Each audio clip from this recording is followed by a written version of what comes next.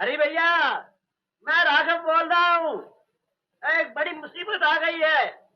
रत्ना को बुखार आ गया है और डॉक्टर कहते हैं कि शायद टाइफाइड ना हो। अब आप ही बताएं कि हम क्या करें। इस हालत में तो तुम लोगों का आना मुश्किल है। कि शादी 2 महीने के लिए टाल दूं? नहीं भैया नहीं, शुभ से शीघ्रम। हाँ, शादी मत टालिए। रत्ना ठीक हो गई तो पहुंचने की कोशिश करेंगे। सुलेखा को समझा दीजिएगा, बाद में फोन करता हूँ। और सुनिए, परिमल का एक फोटो भिजवा दीजिए। अच्छी बात।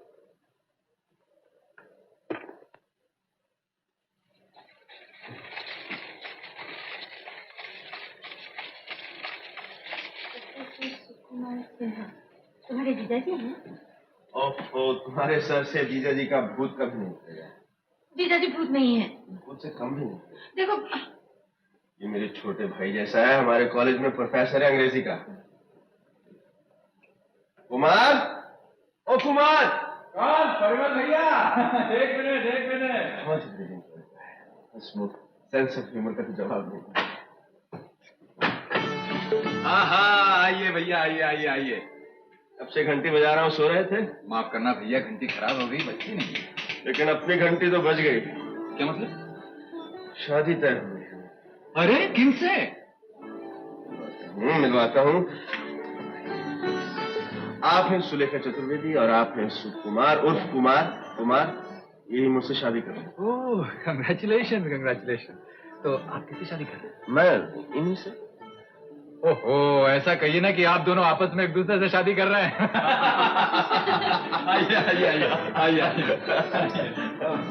भाभी तो कह सकता हूँ ना आपको मैं। हाँ, कह लो, इस बार पक्की है। इस बार? क्या मतलब इस बार? मतलब ये कि पहले भी बहुत सी लड़की मेरे पीछे पड़ी रहती थी, मगर मैं... क्या आप कहना चाहते मैं आपके पीछे पड़ गई? मैंने ऐसा कब कहा भाई?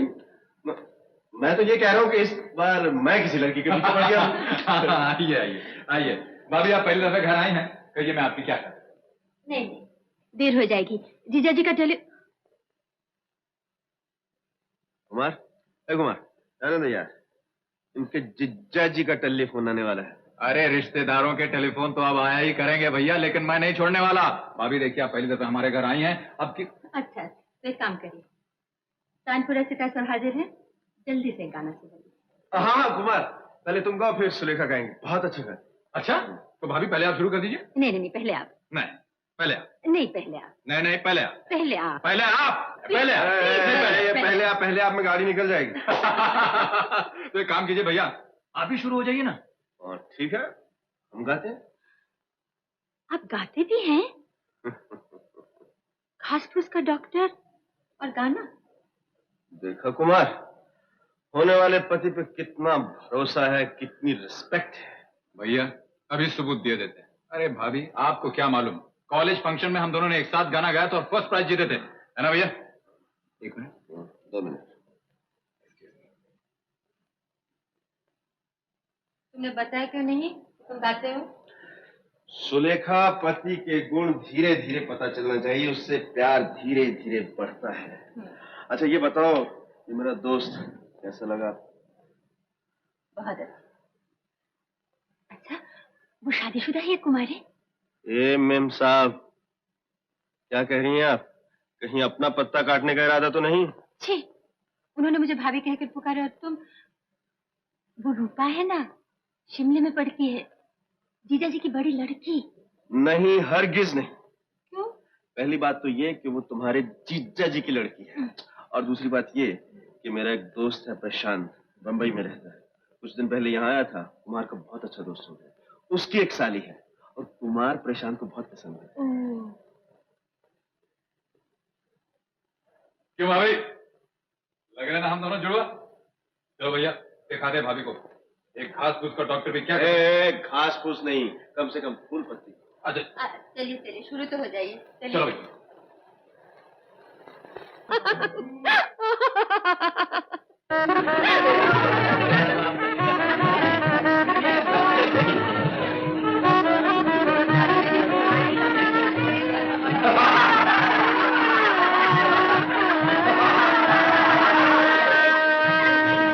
नमस्ते प्रोफेसर त्रिपाठी, कांग्रेचुलेशन।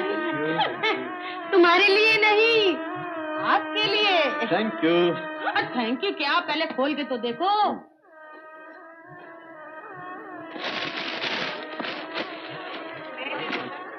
अरे अरे बाप रे, इतना कीमती तोहफा। चौकीदार देखो, टिप नहीं मानना।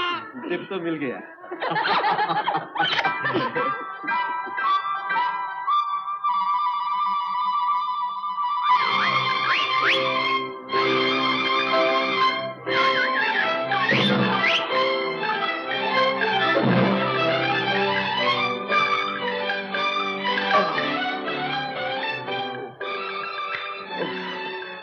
मेरा ख्याल है कुछ ज्यादा खा लेने से तबीयत गड़बड़ हो गई है। डॉक्टर साहब, कुछ ज्यादा कहते हैं डॉक्टर चाचा।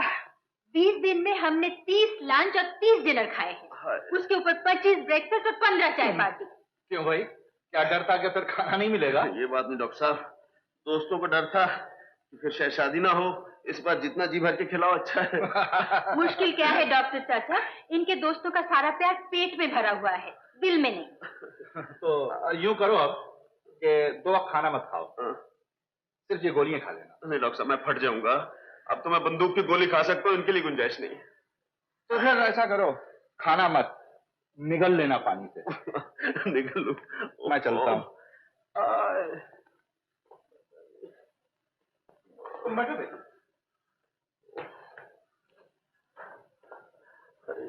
देखा, आज रात के न्योते पे क्या होगा? वो तो मेरे बचपन का दोस्त है पतंबर, नहीं जाऊंगा तो बेचारा दुखी हो जाएगा। आपके दोस्तों को इतनी अकल नहीं है। 20 दिन हुए हमारे शादी को और एक दिन भी अकेला नहीं छोड़ते। क्या हुआ बस आज के दिन? बिल्कुल नहीं, मैं आपके सर की कसम खाती हूँ, कम से कम 1 महीना तक आपके साथ किसी भी पार्टी पर नहीं जाऊँ। एक काम करो, देखो आज डिनर खा लो, कल कसम खा लेना। मैं हरगिज हरगिज हरगिज नहीं जाऊँ।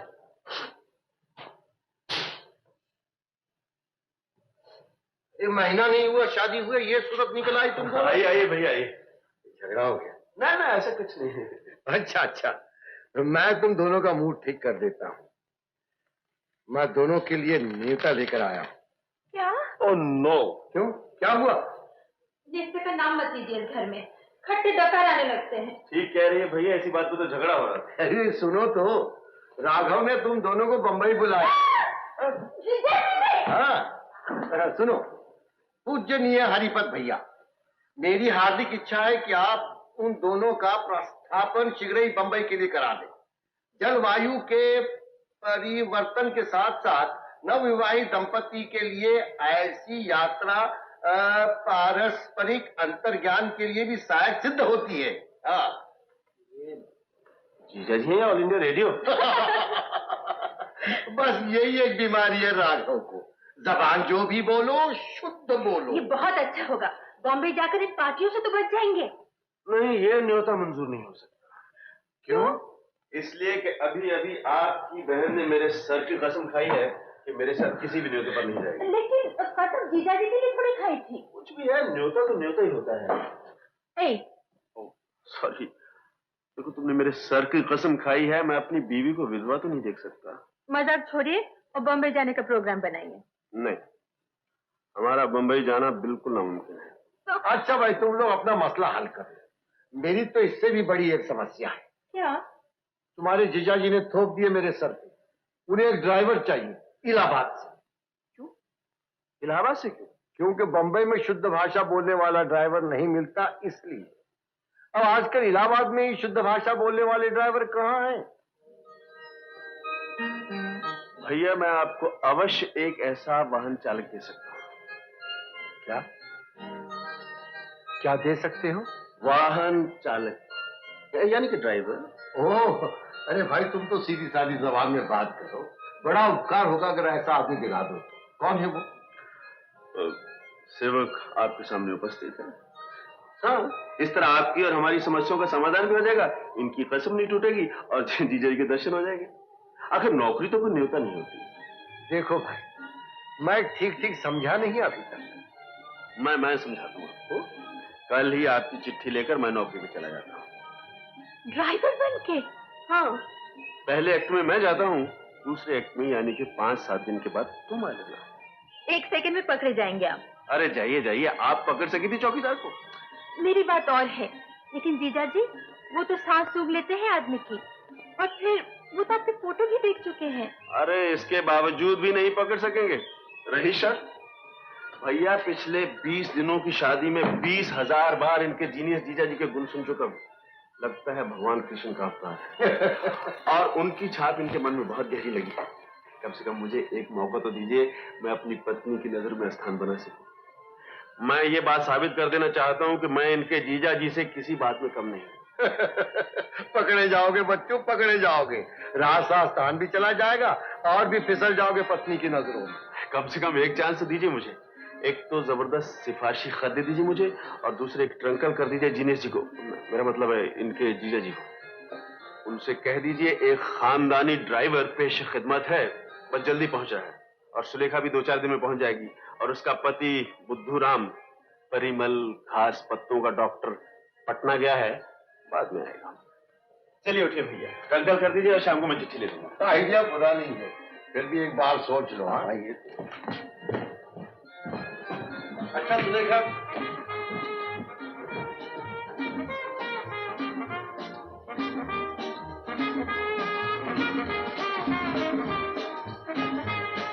अब देख लो। शादी हुए महीना भर भी नहीं हुआ और तुम मुझे अकेले छोड़ के जाओगे। विरहा के बाद जो मिलन का मजा आएगा वो तो सोचो। मिलन भी कहा, अगर पकड़े ना भी गए तो तुम गैरेज में रहोगे और मैं ऊपर। तो क्या मैं ऊपर आ जाया करूंगा? नहीं तो तुम गैरेज में आ जाया करोगे। जी नहीं, शरीफ घर की लड़कियां रात को चुपके ड्राइवर से मिलने नहीं जाया करती। बेगम, इश्क का मजा ही चुपके चुपके करने में है। घबराइए नहीं, ऐसी नौबत नहीं आएगी। पर निकालने से पहले पकड़े जाएंगे। अभी तो सिर्फ सुना है, जब देखेंगे जीजा जी को तब समझेंगे। उफ, फिर वही जीजा जी।